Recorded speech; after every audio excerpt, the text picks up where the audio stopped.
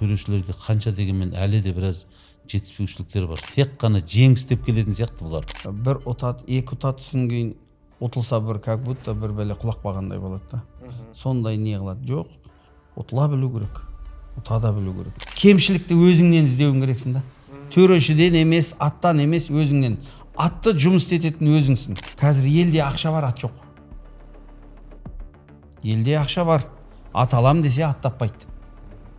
Деген жақсы күшті атын таппайды қазір. Не үшін таппайды? Ат дайындауда кенже қалып жатырмыз. Командалық көкпарға ат табу қиын деп қалдыңыз. Қазақта не көп ат көреміз? Жалқауланып бара жатырмыз ба? Өте дұрыс сұрақ.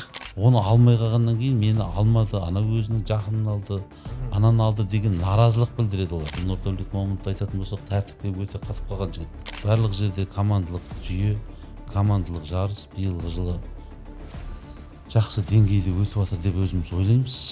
Себебі барлық қазір қай ауданды, қай облысты көрсең де мықты командалармен жасақталып жатыр.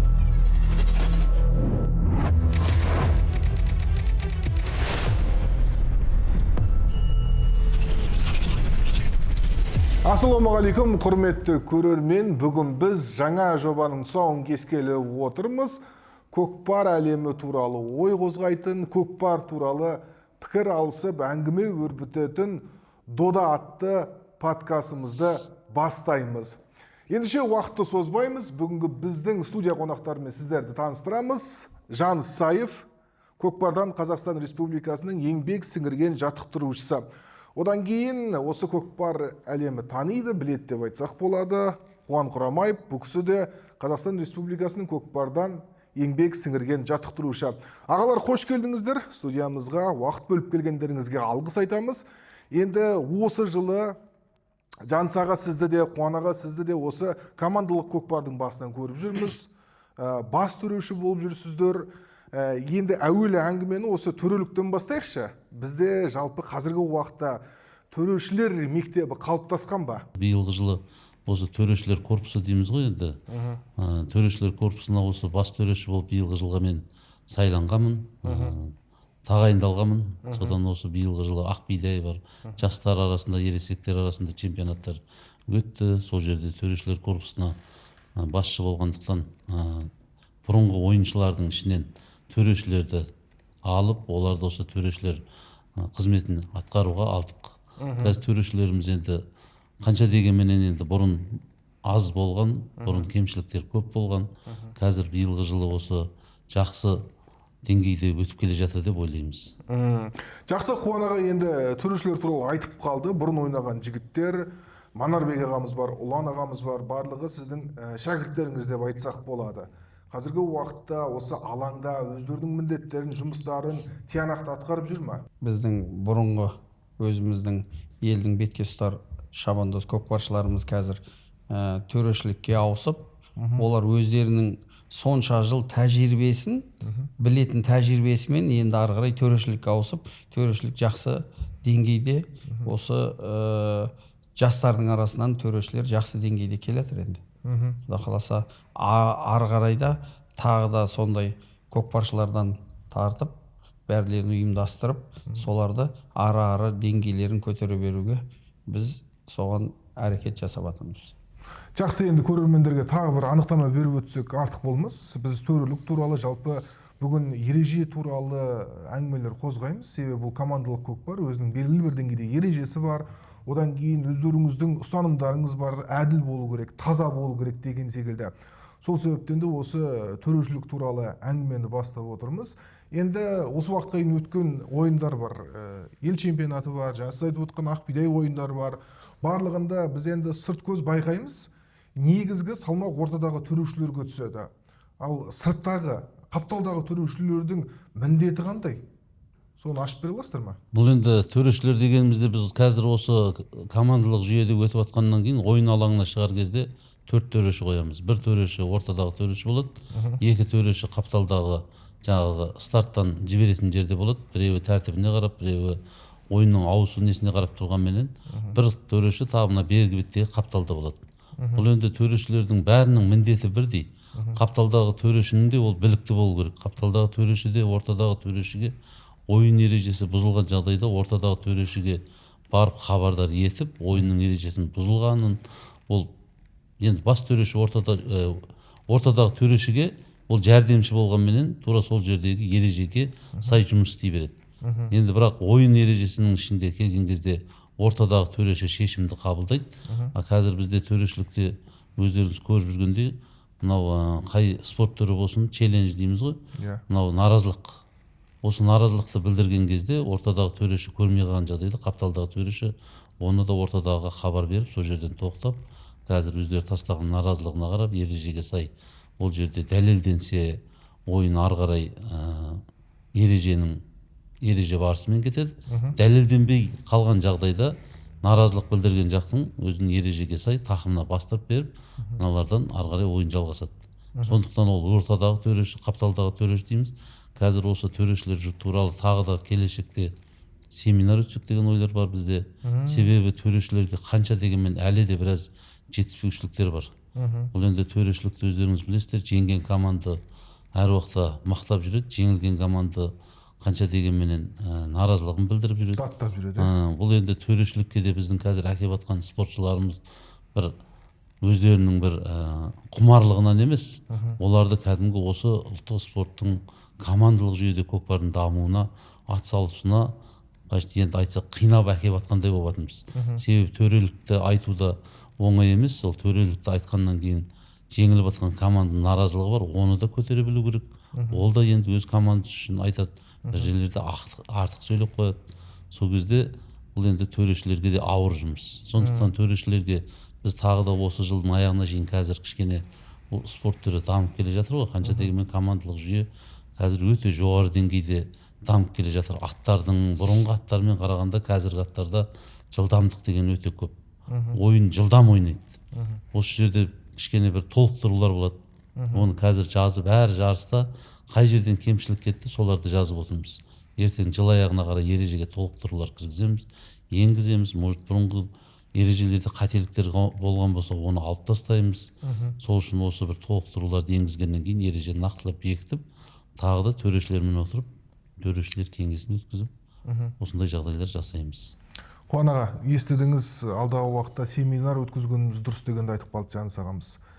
Төрешілердің жиі біліктілігін арттырып отыру қажет па? Иә, өте қажет. Ол әр жарыс жиі болып тұрған болса, ол төрешілігін істеп, төрелігін көрсетіп, ортада барлық нәрсе, бұл жол көрмеген нәрсені келесі жол көріп, келесі жол көрмеген арғы жол көріп, сөйтіп осы жарыс көп болған сайын бұлардың да несі шыңдалады ғой, өздерінің мастерство дейміз ғой, өздерінің нелері, тәжірибесі шыңдала береді. Ол жарыстың көптігіне байланысты. Қазір осы бір ай, бір жарым айдың ішінде уже біз осы Жамбыл облысы мен Түркістан облысының өзінде уже 4-ші жарысқа келіп тұрық. Ол жігіттер уже 4 жарыс судит етіп тұр. Бұл өткенде ел чемпионаты өтті, ел чемпионаты Шу өңірінде өтті.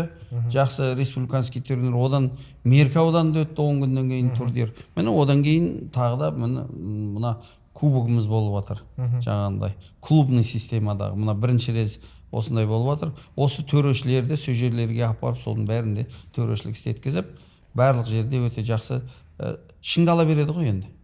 Шыңдала береді. Нелері өсе береді, деңгейі. Бұлардың деңгейі өскен сайын, бұлар әр жарыстан өзінің деңгейін шыңдаған сайын жаңағы классификациясы өседі.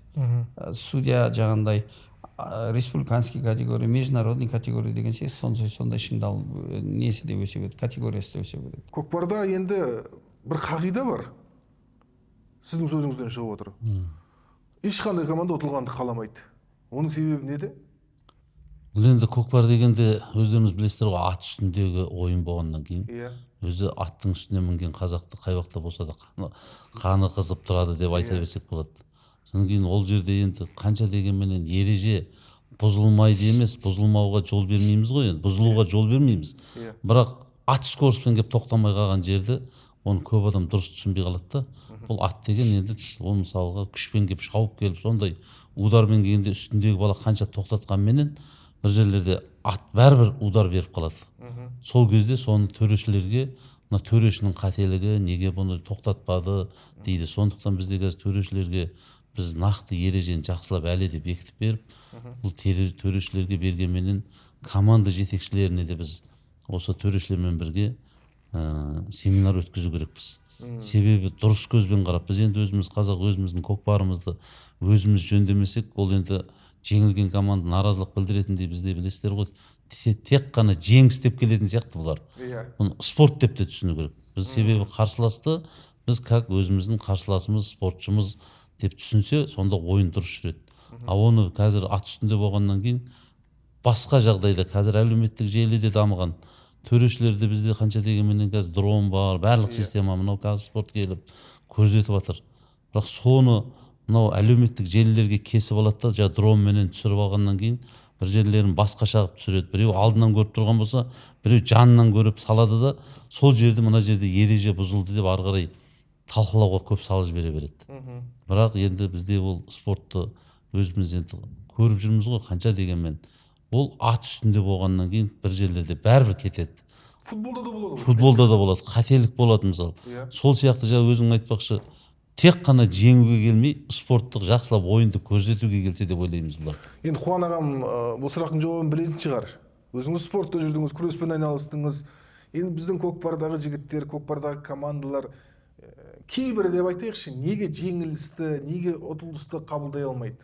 Білмеймін, бұл енді бұрын алды бұлар спортқа қатыспаған жаңағындай қағидаларды көрмеген деп ойлаймын да мен. Бұлар жаңағындай бір ұтат, екі ұтат түсін кейін ұтылса бір как будто бір бәле құлақ бағандай болады да. Сондай не қылады? Жоқ, ұтыла білу керек, ұта да білу керек. Ұтылған адам келесі жол қайтадан күндігіне бір тренировка істесе, ол аптасына 5-6 тренировка істесе, значит ол 10 тренировка істеп келіп келесі жол ұтуға тырысу керек. Соған дайындалу керек. Қай жерден жаңа кеткен еселерін қайтару керек. Атынан кетіп қалды ма, жоқ баладан кетіп қалды ма, соның бәрін отырып қарап талқылап, өздері жаңағы 12 көкпаршысы бар, жетекшісі бар, жаттықтырушысы бар, бәрі отырып жаңағы қазір не бар ғой, таспаларда телевизордан видиктен қарап отырып, соны сен міне жерден жіберіп қойдың, сол жібергеннен гол соғып қойды да олар ұтып кетті деген сияқты қылып, соның бәрін есептеп қарап, сол жерде алаңға шыққан кезде сол жерде сен міне жерде өткен жол былай жіберіп қойып едің, значит міне жерден былай бұрып былай кетіп қалуың керексің деп, соның бәрін жұмыс істеген адам, значит ол шыңдалып өсе береді. Жаңа айтып жатырмын, ұтыла да білу керек. Кейбір бізде қазақи нелер бар, ұтылса өкпеле борсығып сөйлемей кетеді. Бір не еркін күрестен жаңағы трехкратный олимпийский чемпион Бувайсар Сайтиевтің айтқаны бар. Если сен ұтылсам, мен бір журналист келіп алып жатыр да, сізді ұтылып қалды жаңағы Мұртаза Алипбек сонымен. Сол кезде айтып жатыр, сізді может судья қылды ма, может былай қылдым, жоқ дейді. Маған оказывается надо двойне тренироваться, тройне тренироваться дейді да. Екі рез, үш рез жаттығу жасауым керек. Мен екі резім, значит оған жетпеді. Маған тағы да тренировкам қосуым керек, сол кезде ұтам дейді. То есть кемшілікті өзіңнен іздеуің керексің да. Төрешіден емес, аттан емес, өзіңнен. Атты жұмыс істететін өзіңсің. Значит, атты сен дұрыс жұмыс істете алмадың.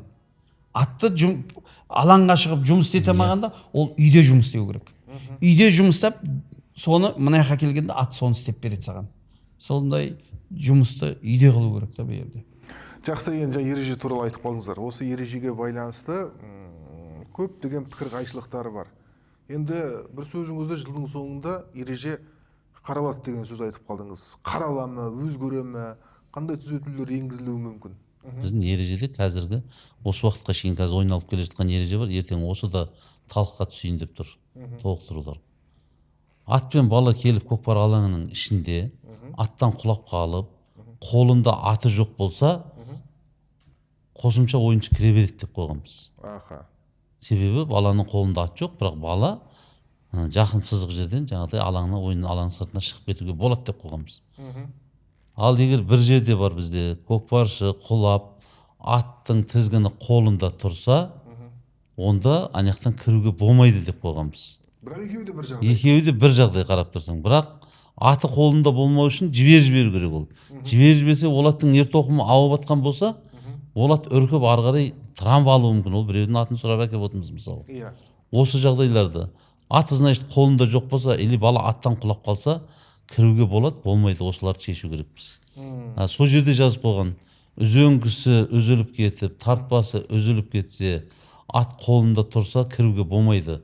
Шабандоздың кінәсі деп қойғанбыз да оны. Иә. Ал енді соны шабандоздың кінәсі, ол енді шауып жатыр. Ат деген қанша дегенмен қаны қызып ойнағаннан кейін тартпа сәл артқа кетуі мүмкін. Ер сол кезде ауып кетуі мүмкін. Бір жуан аттар болады, тартпа артқа кетпейді. Бір жіңішке аттар болады, разгон алған сайын тартпа артқа кетеді. Біз енді оны шабандоздың кінәсі деп қалуға ол жерде болмай қалады да. Бәйге аттар дегенде қазір өзің айтып қалдың ғой, бәйге аттарды қазір көп қосып жатырмыз. Бәйге ат емес, қаны бар аттарды. Себебі ойынымыз өте скороспенен жақсы деңгейде қазір дамып келе жатыр ғой енді. Енді Қуан аға, осы ережеге байланысты жаңа айтып өттік, көптеген жаңағыдай тартыстар болады, пікір қайшылықтары болып жатады. Енді осы тұста көп ретте жаңа наразылық білдіретін командалық жетекшілері дейміз, команда ойыншылары дейміз. Енді кей кезде себеппен болады, кей кезде себепсіз наразылық білдіріп жатады. Оны қалай қабылдаймыз? Ережені білмегеннен дейміз бе, жоқ әлде расымен де сол жердегі жағдайды дұрыс көрмегеннен деп қабылдаймыз ба? Екі түрі бар бұның. Көп жетекшілердің, көп тренерлердің өздерінің ережені білмегендері бар. Кейбір жерлерде жаңағы мәреге келіп тастағанда бір не көрсетеді камера, анаған тиіп жатқан сияқты болады. Төбесінен дрон көрсетіп тұр, ол ортасында жатыр. Кеше ғана осы кубокта сондай әңгіме болды. Келіп, мен голым тиіп гол емес еді, төреші санап жіберді, анау деген әңгіме болды. Соны бүгін жаңағы дискісін әкеп, соған көрсеттік міне. Бұлай түсіргенінде действительно тиіп жатқан сияқты болады. А дроннан не қылса, тура ортасында жатыр, көрініп жатыр. Бұл әртүрлі нелер бар да, енді тем более бұл клубный система болғаннан кейін, бұл ауылдың командаларына шанс болды ғой. Иә. Ауылдың командаларындағы жетекшілері, жаттықтырушылары былайынан айтқанда ережені толық игермеген әлі. Ал мына біздің ел чемпионатында шауып жүрген, басқа жаңа Ақбидай сықылды сондай нелерде шауып жүрген жаңағы жетекшілерімізде, команда жаттықтырушыларда енді 100% деп айтпаймын, бір 90-95% ережені бәрін жақсы біледі. Ол жерде де бар. Кейбір команда жетекшілері қызбаға салып жүгіріп поляға шығып кететін моменттер болып жатыр. Иә, біз өткенде ереже талқылағанда айтып жатырық, отырып әңгіме қылғанда. Бұл жетекшілерге де не қабылдауымыз керекпіз. Мына любой олимпийский вид спорттарды қарасақ, тренері не қылып жатса, красный карточка береді, трибунаға шығарып жібереді. Сол сияқты бізде сондайды енгізіп, солардың бәрін соны қолдан соларға айтуымыз керекпіз. Кейбір бар, түсінем, күйінеді ол да. Ол да жаңа жетекші, ол да спонсор, жаңа федерация басшысы, жаңа сонша ақшаға аталады, балдарға береді. Жаңандай бір кейбір моменттерде жаңа балдар құлап қалады, не қылған қызба болып ортаға шығып кететін моменттер болып жатады. Сондай моменттерде солардың бәріне қабылданатын, барлығына ережені қабылданатын қылып, жаңағындай бәрінің өзінің орын-орнымен істелінетін қылып қою керек осының бәрін. Бұрында істеген, осы күнге дейін көкпар шапты ғой енді, ол 2000 жылдан бастап қанша жыл чемпионат өтіп жатыр. Иә, Қазақстан чемпионаты. Чемпионаттар өтіп жатыр. Оның бәрі істелініп жатыр. Иә, бар. Мына 50 жылда ел жаңа демекші, мына 25 жылдың ішінде бұрынғы кісілерден почти ешкім қалған жоқ. 25 жылдың ішінде 50 жыл емес. Оказывается, 50 жылда действительно жаңарып кетеді екен бәрі. Иә.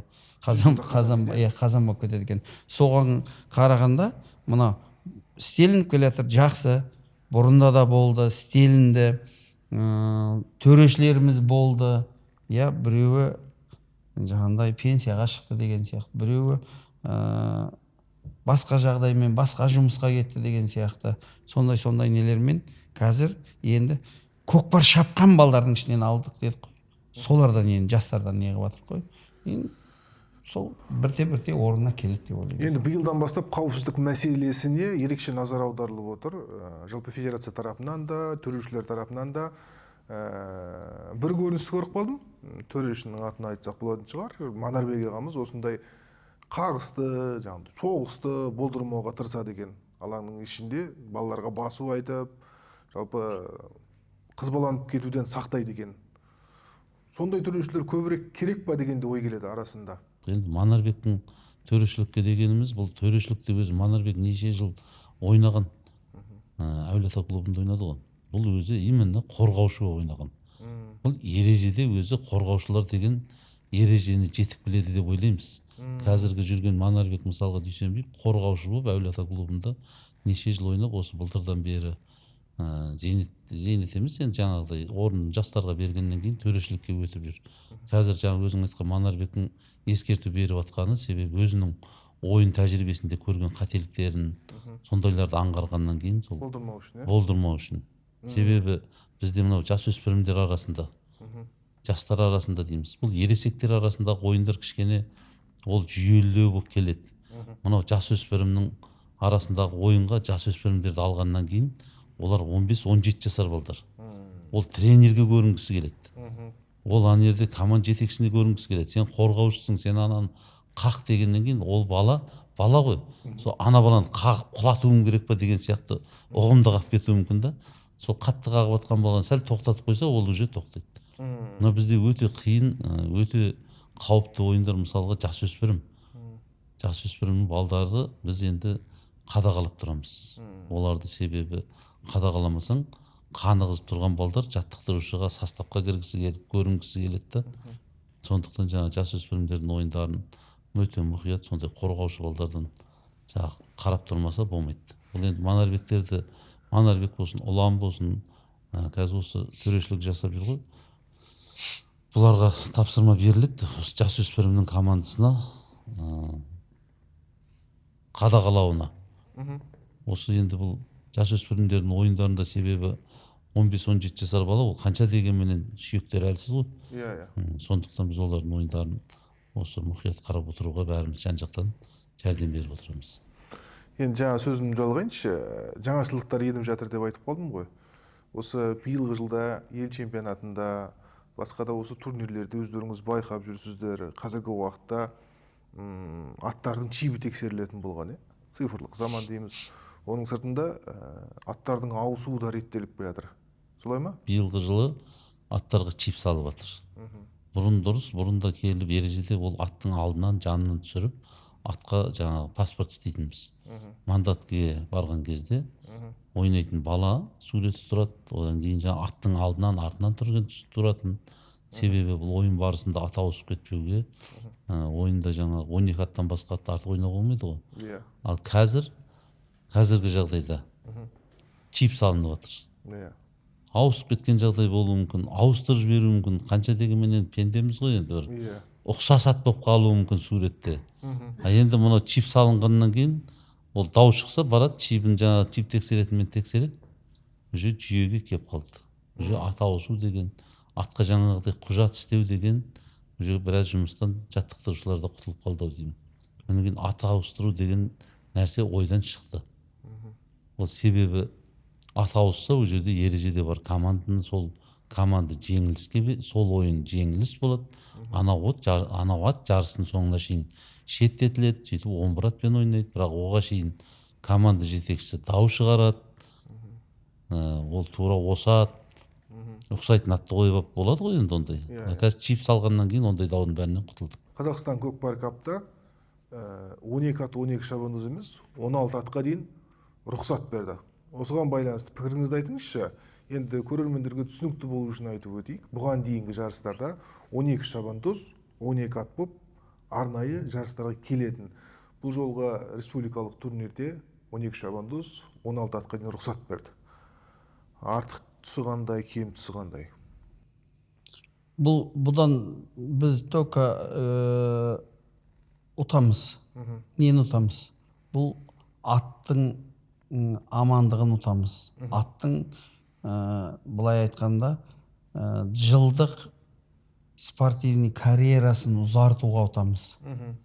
Бұл 12 бала 12 ат келеді. Айтайық 1-2 ат ауырып қалды. Сонда 10 атпен шабасында.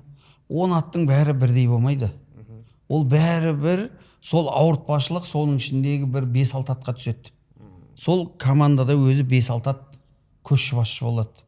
Соған түсе бергеннен кейін ол аттар істен тез шығып кетеді. Сол үшін 16 ат деген өте жақсы. Ол аттар ауысып тұрады. Жаңа футболдағыдай ғой, дозаевка дейміз. Ойынның алдында мына 12 ат шабады деп келеміз.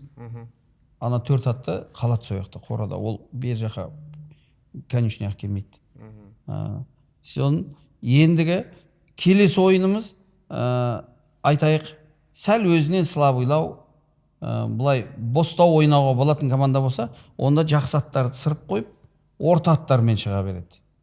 Сондай нелер бар да, енді бұл жерде көпшілігі. Одан кейін бұл көкпар атын қазір елде ақша бар, ат жоқ. Елде ақша бар, ат алам десе ат таппайды. Деген жақсы күшті атын таппайды қазір. Не үшін таппайды?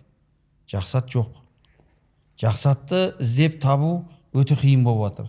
Оны тәрбиелеу керек.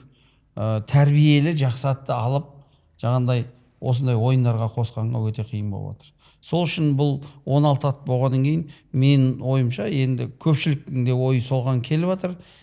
Жаңағы атымыздың спортивный карьерасы ұзақ болатын сияқты. Жаңағы, например, 2-3 жылда анау бір ат істен шығып кетеді. Кейбір ат 1 жылдан кейін істен шығып кетеді. Жоқ, бұл енді 16 ат болған ауысып неғаннан кейін ары қарай жақсы болады деп ойлаймыз. Бұл енді тем более. Мен өзім бұны Афганистаннан көрдім. Мен жылда Афганистан мемлекетіне осы көкпарға барам, осы көкпар төрешілігіне барам. Жылда осы декабрь айында оларда жарыс басталады. Сөйтіп, олардың жарыстары біздікінде 5-6 күн болса, оларда 10 күн, 12 күн болады.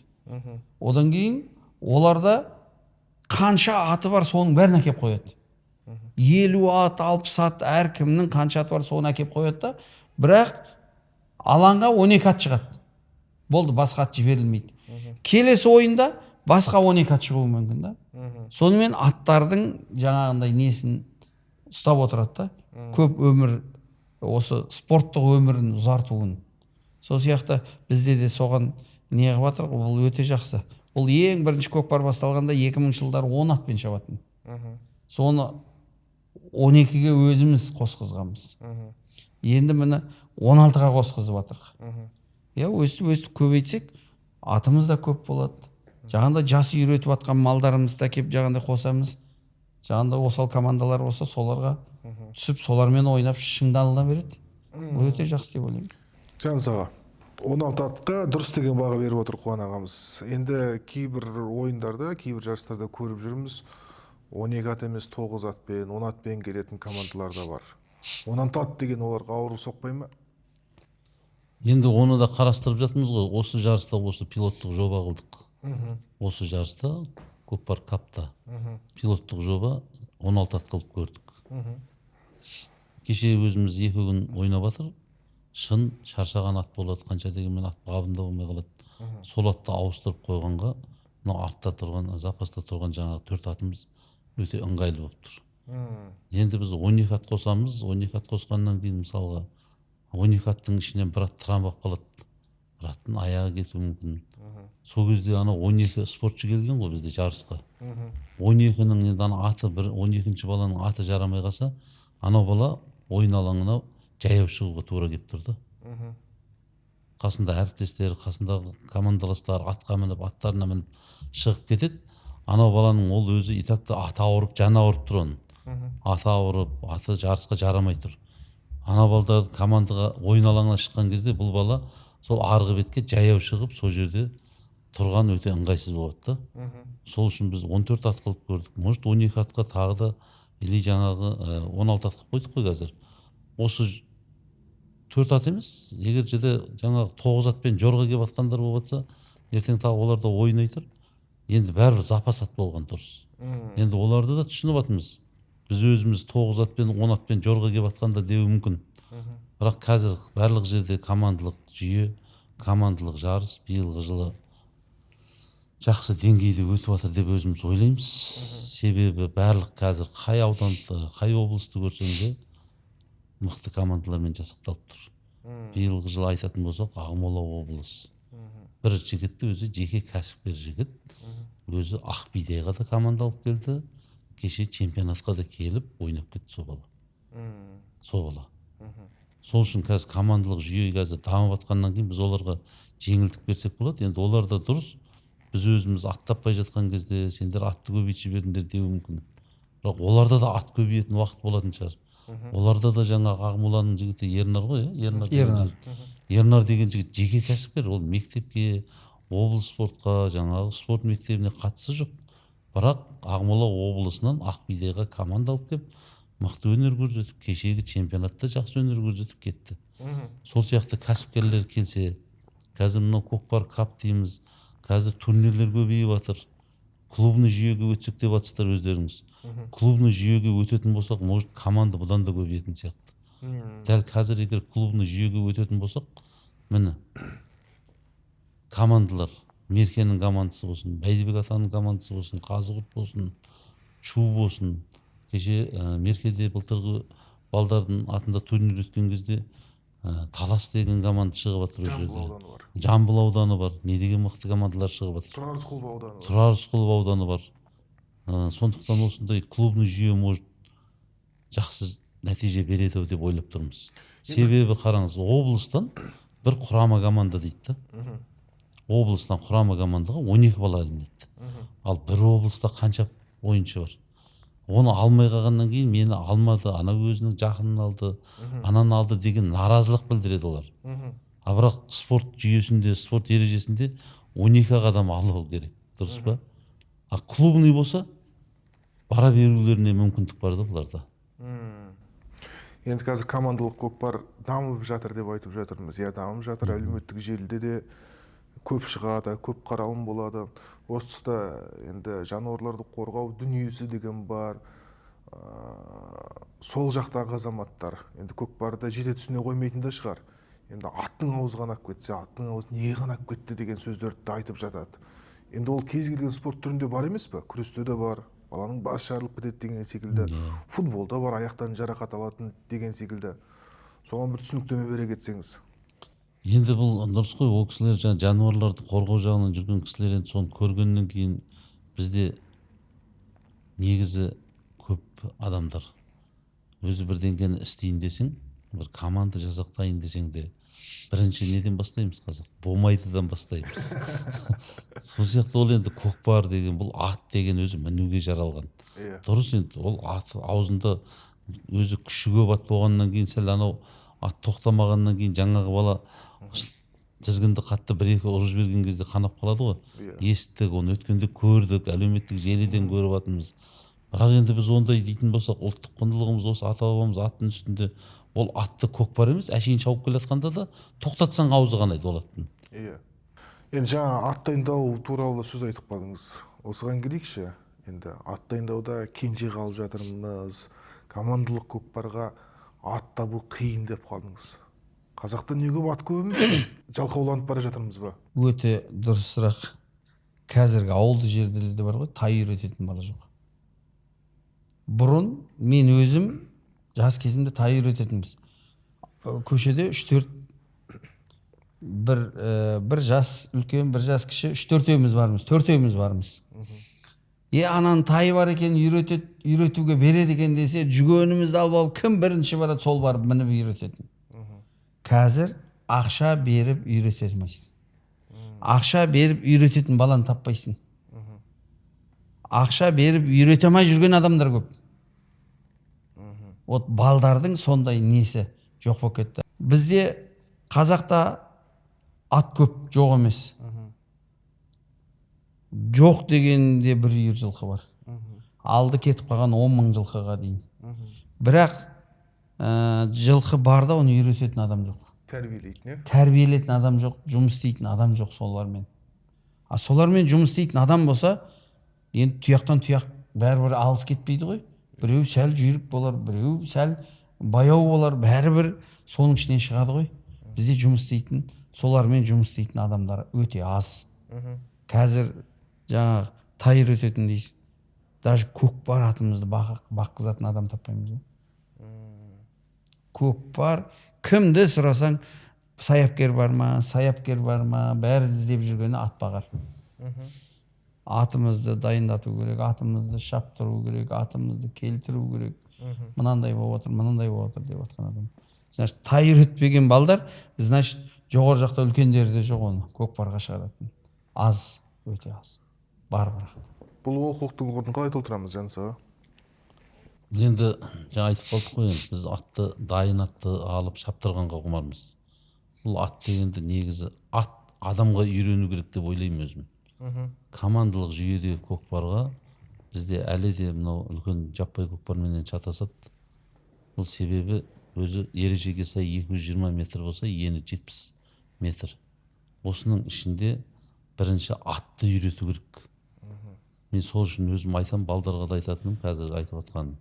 Бірінші адамға ат емес, адам атқа үйрену керек. Шауып, тоқтатып, оңға бұрып, солға бұрып. Бізде қазір енді біраз кемшіліктер, қателіктер болып жатады. Себебі жаттығу кезінде балаға мінгіземіз да, мынау атты сен шабасын дейміз. Ол команда көкпар шаппаған ат ол. Ол біреудің атын сұрап аламыз, сен атын сұрап әкелеміз, ананың атын сұрап әкелеміз. Ол жаппай көкпарда күшті ат. Ол кең далада күшті ат ол.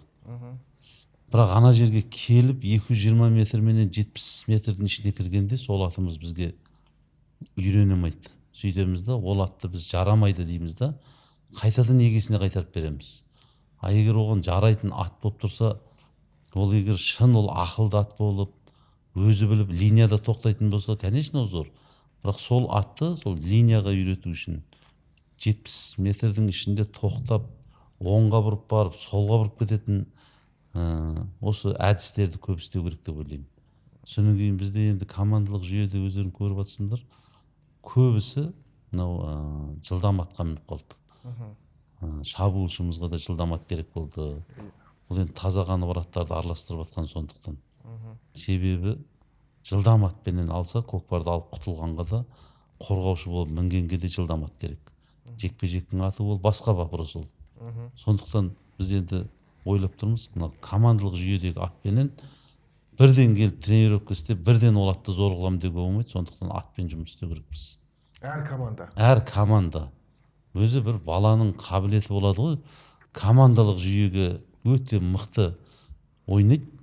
Жаппай көкпарға апарсаң ойнамайды. Қазір мысалға өзім жаңағы шәкіртімізді айтатын болсақ, Асылжан Мамыт. Мысалы жаппай көкпарға да екеуміз бірге шығамыз. Жаппай көкпарда Асылжан Мамытты апарсаң бәрібір команда көкпардағыдан қарағанда бұныңкі жаппай көкпарға деген сәл бейімделмеген. Ал командалық жүйеге жіберсең ол баланы қорғаушыда, шабуылшыда, жекпе-жекке де шыға береді. Енді небір балдар бар бізде жаппай көкпарда жүрген Асылжаннан екі бас үлкен балдар бар десек те болады. Палуан, жаңағы дәутойларда салым сабатыр, бас ажырамайды. Сол баланы әкеліп жаңағы тура ат сияқты 220 метр мен 70 метрдің ішіне жіберсең, анау бала іліп алады. Бірақ тоқтатып, ат тоқтатам дегенше ойын алаңның сыртына шығып кетеді. Бұл Асылжандар ілгеннен кейін бірінші атты оңға солға бұрып шығып барып жан қара болады. Иә. Ойланып болады. Иә, ойланып алады. Ат деген мысалға болса алға деген ат болатын әулиеатада. Алға деген Құрманбек Тұрғанбек шабатын. Мен соны осы көшпенділерге экспоға дайындалып жүргенде осы Қуан енді дайындап жүрді, барып қасында жәрдемші болып, сол оқу жаттығу жиында жүрдік қой. Сонда Құрманбекті көретін, бәрі көкпарды алып, ойнап, соқ-соқта шауып жатса, Құрманбек өзінің атыменен ойын алаңында шауып барып, оңға, солға бұрылып жүретін. Ат көкпарды алғаннан кейін, сол ат Құрманбектің жаттығуда істеп берген ат істеп беретін. Абылайхан Нишанбекте мысалы Құлсары деген ат жап тұрсыз ба? Иә. Құлсары деген ат. Ал Абылайханды тренировкаде қазір көкпар шауып келіп ілдіруге жіберсең, Абылайхан көкпарды алмайды ол. Ол келіп көкпардың үстінен шауып өтеді. Ондайды істейді, мұндай бәрі айтатын Абылайхан ілмей жатыр дейді. Бірақ ол Абылайхан атын үйретіп жүр ол жерде. Зато ойынға шыққан кезде Абылай ханның аты келіп көкпардың үстінен шауып өтеді. Абылай хан өз жұмысын істейді, ат өз жұмысын істейді. А бізде көкпаршылар бар. Атқа мінгізіп шаптырып жіберсең шауып барады да, көкпарды ілемей қалса, тұрады да атын ұрады басынан. Сондықтан қазір біз ережеге кіргізіп тастағанбыз, аттың басын ұруға болмайды. Сол сияқты атпенен жұмыс істейтін мен осы жаңағы жаттықтырушылардың жұмысы деп ойлаймын. Себебі атпен жұмыс істеу жоспарда. Бүгінгі күн атпен жұмыс істеу деген тақырыбы болу керек деп ойлаймын да. Осы күресте болсын, мысалға спортқа қатысып жүргендерді қарасаң, осы қуандардың әбден күрескен. Бүгін упражнение аяққа өту деген болады. Бүгінгі упражнение мысалға мынандай прием істейсің дейді ғой, соны 1000 рет қайталатады ғой енді. Бізде көкпаршыларда сол жаттығулар жоқ деп ойлаймын мен. Бізде себебі жаттығуда үйретіп алмасаң, оны ойынға барғанда үйрете алмайсың оны. Оны жаттығуда үйретіп алмағаннан кейін. Мен жаңа айтып отырмын, өзім осы екі спортшының атын көріп жүретін. Олар себебі атын үйретіп шауып жүретінін көретін.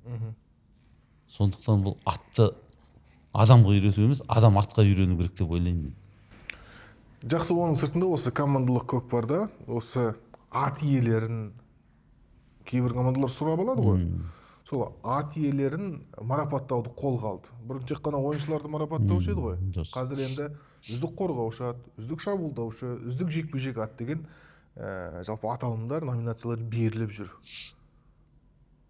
Бұл қаншалықты жалпы ат дайындауға көмектеседі деп ойлайсыз қанаға? 10 адам ат ұстап жатыр дейікші, 10%. 10% адам ат ұстап жатса, бұлардың бәрі көлеңкеде қалып кетіп жүрген жерлер болған. Енді мынаны көргеннен кейін олар да осындай жерге шығуға тырысады. Олар да аттарын беруге тырысады. Ертең Қазақстан телеарнасы, Казспорт, телевидениеден айтып жатса, мынау Әшім деген жігіт бар, Қожатоғай дейді ғой, Түркістан, ол сөрден келіп, қай жерде көкпар болса, сол бір команданы табады, өзі тауып алады команданы. Менің атымды шабасыңдар ма деп. Соларға әкеп береді. Сол өзі атын қарайды, сол атының жанында жатады, кетпейді шақа. Сол атын шапқызып, соны құмартып үйіне қайтады жарыс біткеннен кейін. Ал ертең соның атын анау телевидениеден айтып жатса, например, жаңа Әшім деп жатыр ғой. Басқа, например, айтайық, Ахмет. Ахмет нағып солай істемеске. Ахмет те істейді. Ахмет деген Оралбай да істейді. Әй, мен де шығарайын, сонша атым жүр ғой, соның ішінен біреуін шығарайын, берейін мыналарға. Мынау ел аралап жүр, өзі қазақта бар ғой, атың барда желіп жүр, ел таны деген. Ол Әшім сол жұмыс істеп жүр қазір. Мен айтам, мен құрдас, мені тиісіп ойнап қоям, әй, сен молодессің деп қоям. Бірақ сен баяғылардың несін істеп жатсың деп қоям. Сол сияқты бар, әр кездің өзінің нелері бар. Осы Түлкібастада Әулет ағатын беріп жүрді, Ерлан бек. Красавчиктің қазір. Ербол деген бала болды. Бар ғой ол жігіт. Красавчик деген аты бар еді. Жамбыл облысына келіп, сол аты үшін Жамбылда тұрып атты. Атын Әулет аға беріп қойды командаға, бірақ өзі барып, қадағалап, өзі мінгізіп, өзі не қылып, Әулет аның атынан шауып жүрді. О аттың құмарлығы мынаяқтан көшіп барып Таразға тұрып жүрді. Сондай адамдар бар.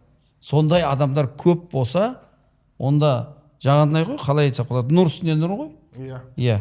Бұл айту керек, жаңағысын беру керек, премиальныйсын, басқасын беру керек.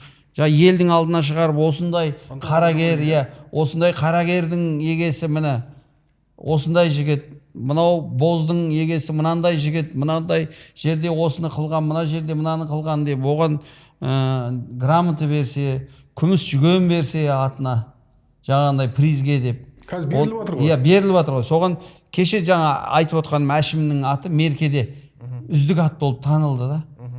Соған күміс жүген берді. Жаңағы диплом берілді. Конечно, ол келеді, үйіне келеді, ауылға келеді.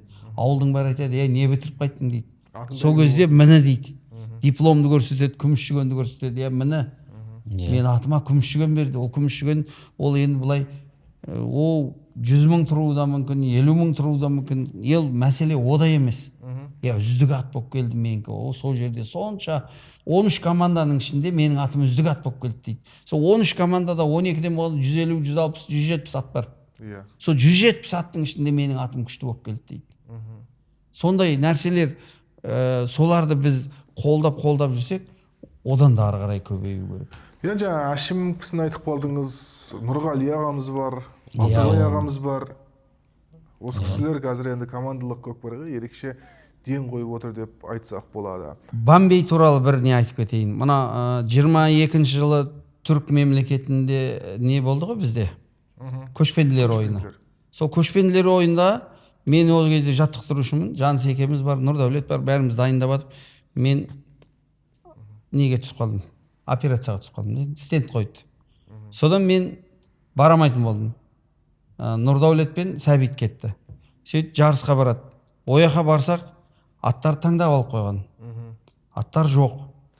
Сонда ары жүгіреді, бер жүгіреді. Жаңа Бомбей деген жаңа аманат командасы, Чудың аманат командасын основоположниктердің біреуі сол. Өзі 3 жігіт бар, солар ұйымдастырып, сол аманат деп қойып, өздері спонсор болып, барлық жерге шығарып шаптырып жүрген. Қазір Қызылша компаниясы спонсор болып отыр. Вот сол жігітке рахмет айтамыз да. Сол жігіт сол жақта Турцияда түріктерді танып, соларға айтып, аттар тауып беруге өте көп не істейді соны. Үлес қосты, иә? Өте үлес қосты. Стамбул жақтан бір түнде барып 13 ат әкелді арендаға. Солардың бәрін сол Бомбей деп қоямыз. Өзі аты Болат. Бірақ енді лақап аты ғой Бомбей деп қоямыз. Соған рахмет айтамыз. Мына бүкіл елдің алдында рахмет айтамыз. Мен көрген жерде айтамын. Бұл менің інім деймін да, бірақ бұл ана өмірде түрік болған, бұл өмірде қазақ деп қоямын. Өзі ұлты түрік қой енді. Иә, рахмет. Осындай жігіттерге рахмет. Ол түрік болса да сонша ат ұстап шаптырады. Қанша деген не деген аттарды ұстап шаптырып жатыр. Өзіміз де одан ат алдық қазір. Сатып та алдық. Өзінің де аты бар шаптырып жатқан. Жақсы аттар ұстайды. Додаға түскен Серкей секілді талқыға түсетін тағы бір тақырып бар. Шабандоздар. Біздің мықты шабандоздарымыз бар. Құдайға шүкір деп айтамыз. Мықты жігіттер, білекті жүректі жігіттер бар. Бірақ биыл ел чемпионатында үнемі көзге түсіп жүрген екі ойыншымыз қатыспай қалды. Құрманбек пен Абылайхан. Енді өздеріңіз білесіздер, екеуінде де жарақат болды. Иә. Олар алдағы уақытта командалық көкпар жалғастыра ма, тарта ма, командаға келе ма дегенде сауалдар бар көрермендер тарапынан. Бұған не деп жауап берсек болады? Енді мен осы Түркістан облысында Абылайхан Нишанбектен де өзім өткенде жолығып, арнайы сұрадым осы жағдайда. Биылғы чемпионатқа қатыса алмағанын білеміз. Себебі аяғынан жарақат алып, соны емдетіп, сондай лечение алып жатқаннан кейін келе алмады. Бірақ кешегі жолыққан кезімде кездесу барысында сұрап, сен келесі жылы Түркістан облысында енді спортсмендердің өз қалауы ғой, ана жақта ойнаймын, мына жақта ойнаймын деп қалатыны бар. Сөйтіп қаяққа ойнайсың, или Түркістан облысына ойнайсың ба, өзіңдегі ой қалай деп сөйлесіп, себебі бізде спорт басқармасы бар, жоғарғы кісілер бар, сұрап жатқан, Абылайхан неге ойнамады деп осы өзің қойып жатқан сұрақты. Сол сұрап сөйлескенімде келесі жылы Түркістан облысына ойнаймын деп уәдесін беріп, дайын, ойнауға дайын. Енді биылғы жыл жарақат алып қалды ғой, жаңа айтып отырған Құрманбегіміз де жарақат алып қалды. Ертең себебі бізде бәрі олар ел құрамасында ойнайды деген үміттегі балдар ғой. Бірақ Абылайхан Нишанбектің келесі жылғы ойнауға уәдесін беріп, спорттық жарыстарда ойнайтынына бәріне толық сенімді айта аламыз. Енді ізін басып келе жатқан азаматтар бар, жақсы шабандоздар бар. Ұлттық құрамаға кірейін деп жүрген, ұлттық құрамаға алынған жігіттер де бар. Олардан асып түсетін азаматтар бар ма болашақта? Енді қазір жастар ғой, енді жастар болғаннан кейін бұл жаңа өзіңіз айтқандай Абылайхан, Құрманбек дейік, тағы осы сияқты палуандар, Есжан бар, Елдос бар, мысалға мынау басқа командада ойнап жүрген балдар бар. Осы биыл Құрманбек пен Абылайханның жоқтығы может осы жастарға да мүмкіндік болған шығар. Жаңағы Асылжан Мамыт шығып жатыр, Ерғалым шығып жатыр жаңағы Жамбыл облысынан. Тағы өткенде қайсысы осы үздік ойыншыларға талас болып жатыр ғой. үздік ойыншыға ислам рәт ойнап жатыр. Шәкір Бекзат шығып Шәкір жатыр. Бекзат шығып жатыр. Ол енді бір әр нәрсенің несі болады ғой, қайыры болады дегендей. Биыл қайта бұлар чемпионатта болмай қалып еді. Кешегі үздік ойыншы, үздік ат, үздік шабуылшы ат деген номинациялар биыл өзгерді, дұрыс па?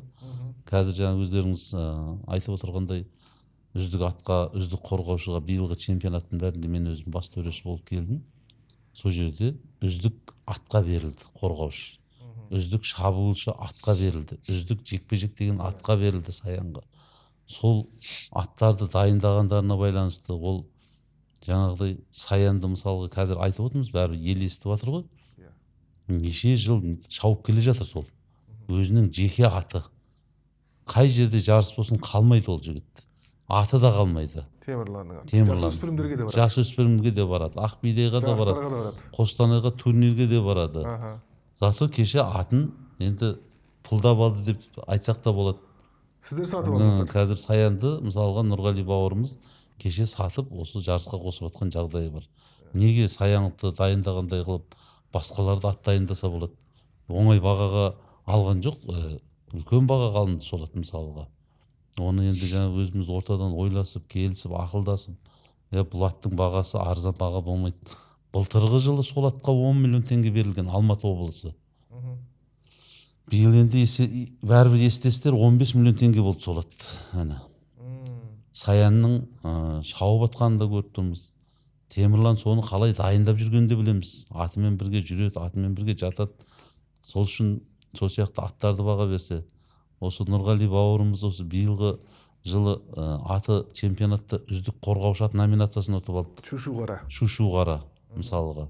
Сол атты сол өзіміздің Түлкібастан Жабағыл ауылынан сол жерде мініп жүрген Жомарт деген ініміз бар. Сол өзі көкпарда ананы қуалап, мынаны қуалап, азанда мініп алып, кешке шейін қуалап жүретін еді. Сол атты алар кезде де ақылдасып, ойласып, сол атта үздік ат болып тұр ғой енді. Жаңа біз бағана айтып кеткендей, адам атқа үйрену керек деп. Сол атты басқа палуанға мінгізсең, ойната алмай тұр да. Дәл қазіргі таңда бізде Қазығұрт ауданына ойнап жүрген спортшыларымыз, енді аудандық жарыс болғаннан кейін Қазығұрт ауданына ойнап жатыр ғой. Асылжан Құсап ойнатып тұрған жоқ сол атты. Мысалға Нұртөбел деген ат бар Қостанайда. Абылайхан мінген ат. Өзіміз көріп жүрміз сол атты, Жамбылдан кеткен ат. Сол атта қандай ойнайды мысалға. Әр адам өзі водитель болу керек деп ойлаймыз. Жүргізуші, Қазір қандай зор ат болғанменен адам үйренбесе болмайды. Атпен адам бірін-бірін тілін табу керек деп өзім толыққанды айта аламын. Көрерменге түсінікті болу үшін айтып өтейік. Саян туралы айттық қазір ғана. Жамбыл облысы, қателеспесек, Жамбыл ауданының жүйрігі болатын иесі Темірлан деген азамат, көкпаршы. Сол Саян осы уақытқа дейін еліміздегі 30 жыл барлық жарысқа қатысып, үздік атанған еді. Жақында осы Түркістан облысының азаматы Нұрғали ағамыз көлемді бағаға сатып алды деп айтып қалды. 15 миллионға жуықтайтын ақшаға алды. Енді алдағы уақытта Саянды біз Түркістан облысының командасынан көреміз. Дұрыс баға? Дұрыс, енді қазір осы кешегі осы 10 күндіктің ішінде бізге өтті. Енді біз енді оны осы Түркістан облысының құрама командасында жекпе-жекте ойнайды деген үміттеміз. Енді шабандоздар туралы әңгімемізді жалғастырайық. Қазіргі уақытта ұлттық құраманың мүшелері бар. Оның сыртында көзге түсіп жүрген шабандоздар бар. Оларды біз далалық көкпардан да көреміз, командалық көкпардан да көреміз. Енді далалық көкпар әр жерде әртүрлі айтылады, жаппай деп айтылады, аламан көкпар деп айтылады. Енді ол көкпар баланың жетілуіне, жалпы тәжірибесін шыңдауына керек деген сөздерді айтып жатамыз. Енді осы тұрғыда сұрақ қойғым келеді. Бір бала екі көкпарды бірден алып жүруі мүмкін ба? Бұл енді жаппай көкпар дейміз ғой. Жаппай көкпар болғаннан кейін жаңа өзің айтқандай той көкпар болып жатыр, бата көкпар болып жатыр. Ол жерде енді адам санына шектеу жоқ, салым қорына шектеу болмай тұр қазір. Өте жоғары деңгейге кетіп қалды ол да. Кешегі тойларды көріп жатсыздар. 1 миллион теңгеден де тігіліп жатыр, 500 мыңнан да тігіліп жатыр, 100 мыңнан да, 200 мыңнан да тігіліп жатыр. Бізде мынау бокс саласын айтатын болсақ, әуесқой бокс, кәсіпқой бокс дейді ғой. дәл осы көкпарымызда дәл осы жағдайға келіп тұрған сияқты. Әуесқой бокс пенен кәсіпқой боксқа. Мынау командалық көкпарда қазір қанша дегенменен дәл өзімізде бізде мысалға мектептер бар. Мектептер ол спортшыларға тренерский жаңағы дипломы болса, физкультурный бітірген, тренер қылып алып, осы белгіленген айлықты ставкалық жүйеде бере алады. Клубтық жүйе болса, ол клубта как спортшы қылып бере алады. Сондықтан бізде мынау қазір жаппай көкпарда жүріп балдарымыз енді былай айтқанда табыс көзі деп айтсақ та болады оларға. Сол жерде бір ағасының атын шабады, көкесінің атын шабады. Олар енді пәленбай миллионға аталып атқаннан кейін о баланың кішкене жағдайын жасап жүр өздері. Сондықтан олар біздің командалық жүйеге келетін кезде ол жаңағы ағалары болсын, бауыры болсын, көкелері болсын аталып соған кішкене жағдай жасағаннан кейін олар бірінші очередте жаппай көкпарды алдыға қойып тұр да. Ол жақта себебі былайша айтқанымызда ақша төленіп тұр. Ал енді оны біз жаттықтырушы қылып алғаннан кейін ол көп болса 150 мың менен 170 мың теңгенің ортасында ставкалық айлық алады. Сондықтан олар енді 150 мың теңгені алып, ол тағы да айтып отырмын ғой, дипломы болған жағдайда ғана. А бізде көп көкпаршыларымыздың кейбіреу бәрінде дипломы бар деп те айта аламын мен, толыққанды қазір жастарымыз пысық қой қазір. Бірақ бәрінде физкультурный емес, біреуі юридический бітірген, біреуі экономист бітірген, біреуі мұғалімді бітіріп алған, ауылда кейін мұғалім бола берем деп. Сондықтан оларды көкпаршымызды біз жұмысқа алайық десек, дипломы болмайды да ала алмаймыз. Содан кейін ол бізге өкпелейді, ауылда ел өкпелейді, ағайындар өкпелейді, неғып біздің баланы алмайды деп. Ал заңнамаға келген кезімізде заң жүзінде оны біз физкультурный болмаса ала алмаймыз.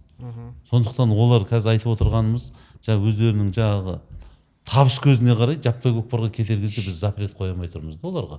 Енді бұл командалық көкпарға азаматтарды дайындаған кезде жалпы командалық көкпардың жігіттеріне басқаша бір көзқараспен қарау керек па, Қуан аға?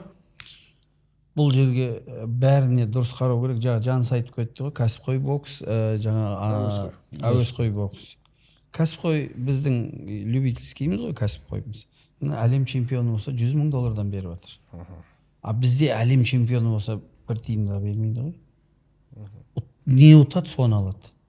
10 миллион бере ма? 10 миллионды ұтады да, сол 12 бала бар, 12 ат бар, солар бөліп алады да. Тренер бар, бір-екі тренер, солар бөліп алады да, болды, қайтты. Енді о жерде жаңағы біздің келсе, жаңағындай әлем чемпионы болып келді. Көкпардан. Берсе жаңағындай, мен $100 мың бермей қойсын мейлі.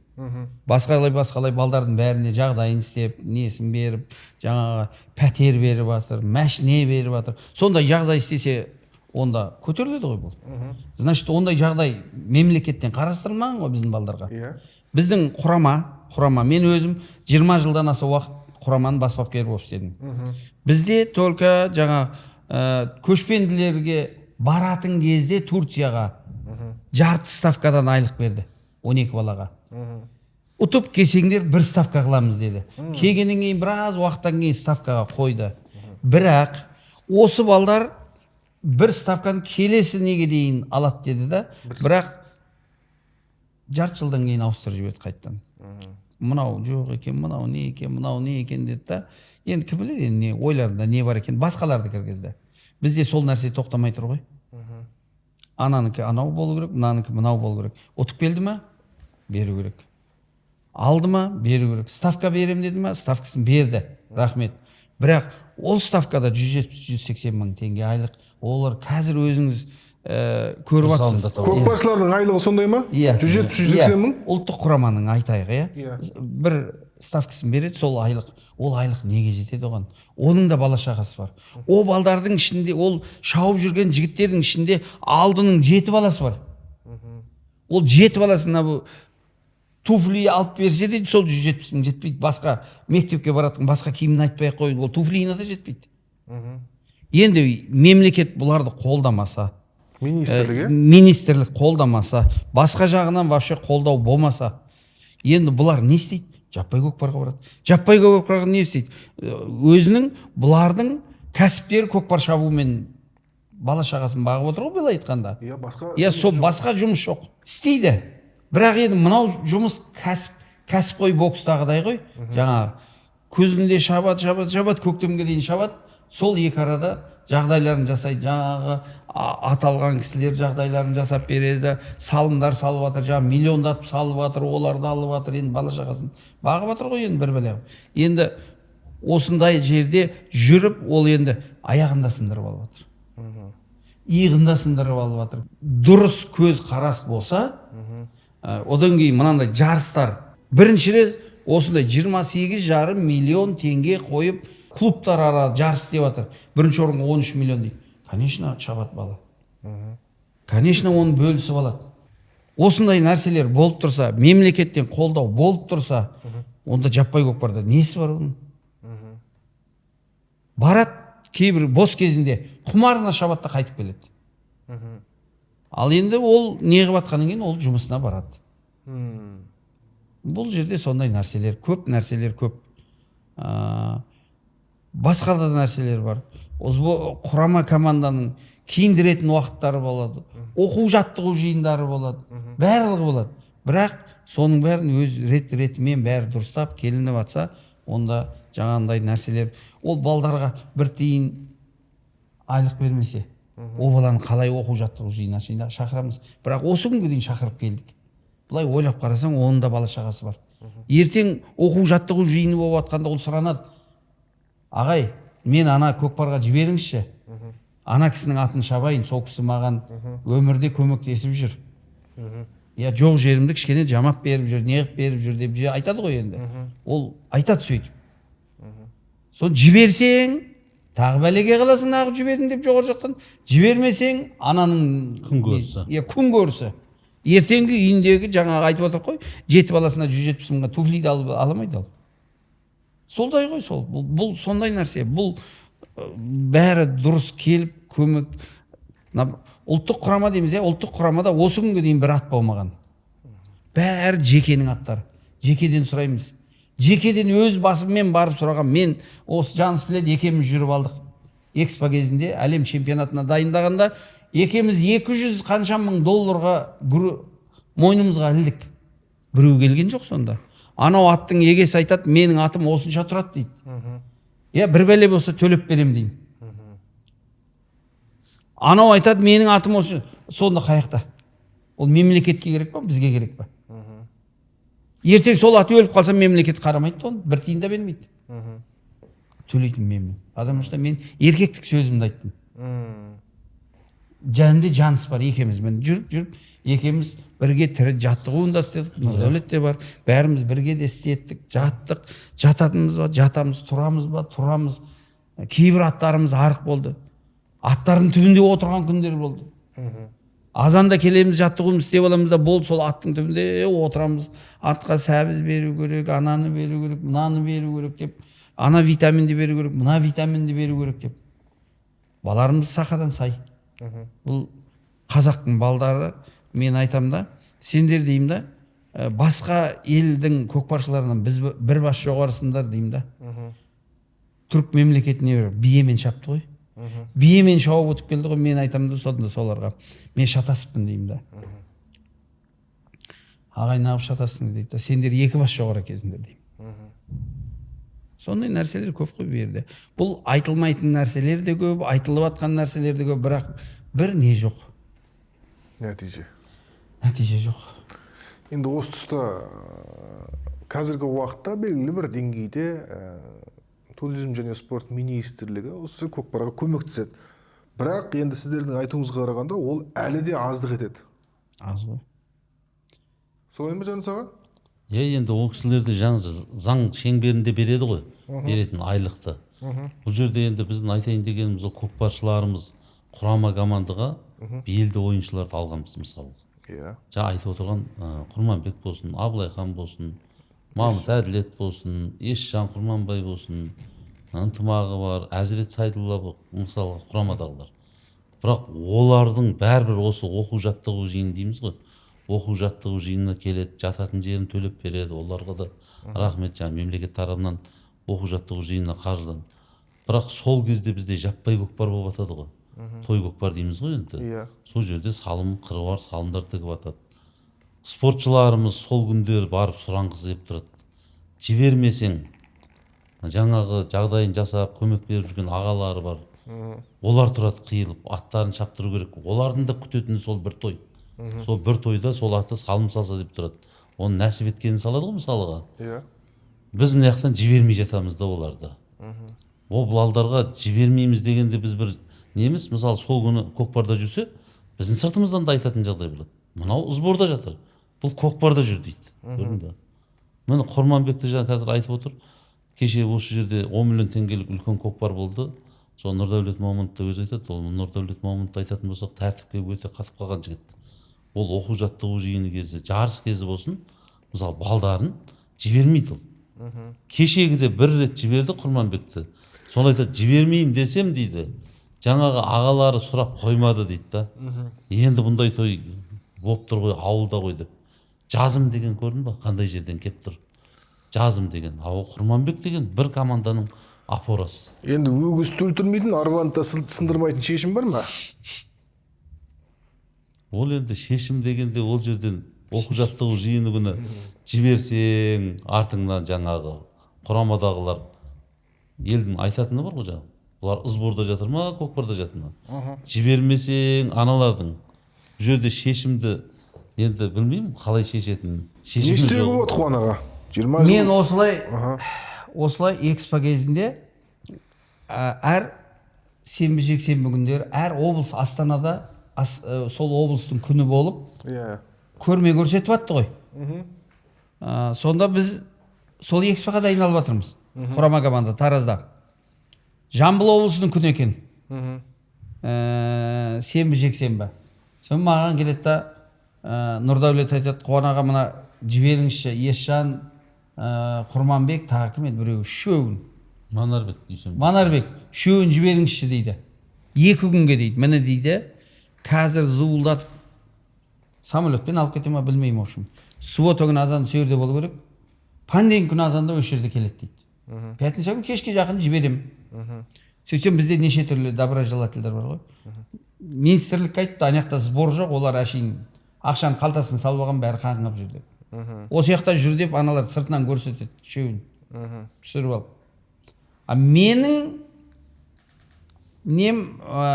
ошибкам жаңағы жоғарғы айтпаған, мыналар үшеуі сұранып жатыр. 2 күнге жіберуге бола ма, болмай ма, экспо күніне Жамбыл облысы барып не көрсетеді екен осыған деп. Мен ол жоғары жаққа не айтпағам, мейлі барып келе қойыңдар, енді сенбі жексенбі 2 күн қой дедім да қоя қойдым. Сөйтсем жексенбі күні азанда комиссия келіп тұр ғой маған, айтпай. Қай жердесіз? Мына жерден, мынандай базадам, балдарыңыз қайда дейді? Осында. Далаға шығарып бәрін тұрғызам. Бәрін сенбейді, фамилиясы, аты, қай жерде туылғансын, әкесі жеңген, бәрін тексеріп жатыр. Может, басқа баланы қойып қойды ма деген әңгіме сияқты да. Тексереді да. Шөк жоқ.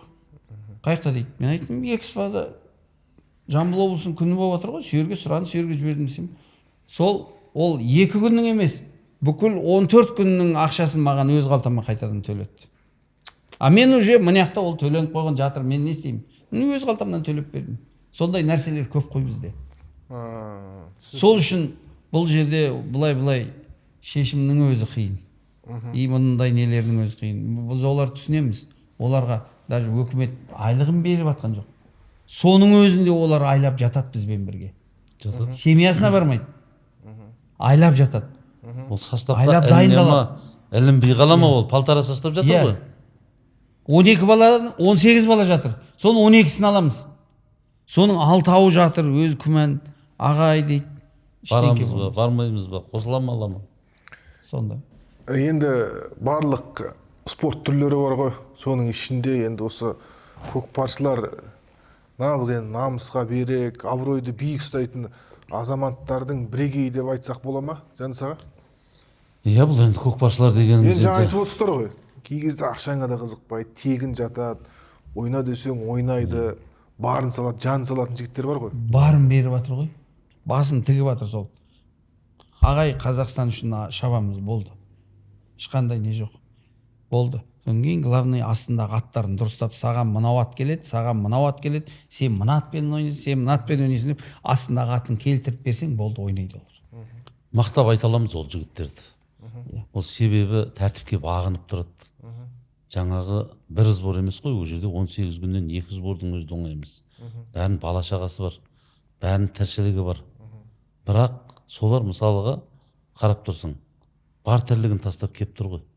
Ал егер жеңсе мақтаймыз, жақсы. Айтқан жерінен олға жеңілсе жамандаймыз біз оларды. Бірақ олар соны көтеріп тұр ғой ол. Ол жеңіле де біледі, жеңіс те керек. Жеңілген жағдай болады, спортта сәтсіздіктер болып қалады ғой мысалға. Сол кезде біз оларды жаңағыдай бізде жамандауға да дайын тұрады да. Дұрыс көзқараспен қарамайды. Олар айтып отырмыз ғой. Айлыға батқандар шамалы. Мысалға алса 170 мың алатын шығар енді көп. Бірақ бар тіршілігін тастап жүреді. 18 адам, 12-сі алынады. Оның 6-ауы алынбай қалады оның. Сол сияқты енді оларды біз сол тәртіпке бағынып, елдің намысы, облысымыздың намысы деп жүрген азамат деп айта аламыз енді оларды. Жақсы, ағалар, енді уақыт тауып сұхбат бергендеріңізге көп алғыс айтамыз. Әлі де бізде бас ашық сұрақтар көп. Уақыттарыңыз болса тағы бір жолығайық. Дайынбыз, келіп сұхбат қылуға. 24-те жетті. Құрметті көрермен, көрдіңіздер, бүгін бір емес бірнеше тақырып талқыладық. Алдағы уақытта осы сынды командалық көкпарда бас ашық сұрақтарды, бас ашық мәселелерді сіздердің назарларыңызға ұсынамыз. Каналға жазылыңыздар, пікір жазыңыздар. Сіздердің пікірлеріңіз біз үшін аса маңызды. Сіздермен қоштаспаймыз. Келесі жүздескенше дейміз.